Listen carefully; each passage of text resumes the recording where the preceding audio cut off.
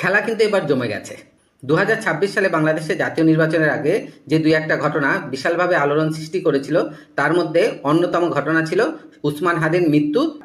NCP, জামাত এবং উসমান হাদির নিজস্ব দল ইনকিলাব মঞ্চ সবাই কিন্তু চেয়েছিল অবশ্যই যেন নির্বাচনের আগে শহীদ উসমান হাদির মৃত্যুর বিচার করা হয়, এবং সেটার জন্য তারা আন্দোলনের মাধ্যমে সরকারকে বাধ্য করার চেষ্টা করেছিল শহীদ উসমান হাদির মৃত্যুর তদন্ত যেন জাতিসংঘের হাতে তুলে দেওয়া হয়।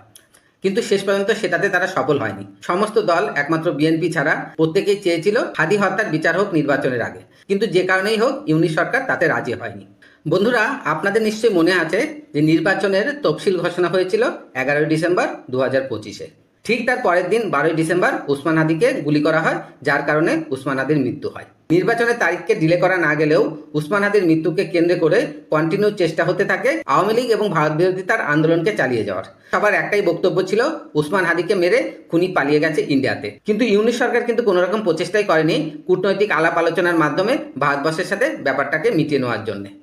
নির্বাচন হয়েছে এবং একক সংখ্যাগরিষ্ঠতা নিয়ে ক্ষমতায় এসেছে তারেক রহমানের দল বিএনপি, যারা জুলাই অভ্যুত্থানের সোলো রেসপন্সিবিলিটি নেওয়ার চেষ্টা করেছে এবং হাদির মৃত্যুকে ক্যাপিটাল করে ইলেকশন জেতার চেষ্টা করেছে, তারা কিন্তু পুরোপুরি সফল হতে পারেনি। অন্যদিকে তারেক রহমানের দল ক্ষমতায় আসার 3 সপ্তাহের মধ্যে হাদির খুনি ধরা পড়েছে পশ্চিমবঙ্গের বনগাঁ শহরে। বনগাঁ এলাকাটা ভারত বাংলাদেশের সীমান্ত বেনাপোলের সাথে একদম সংযুক্ত। এমন একটা জায়গাতে ফয়সাল লুকিয়েছিল যেখান থেকে সে চাইলে খুব সহজেই বাংলাদেশে ঢুকে পড়তে পারত।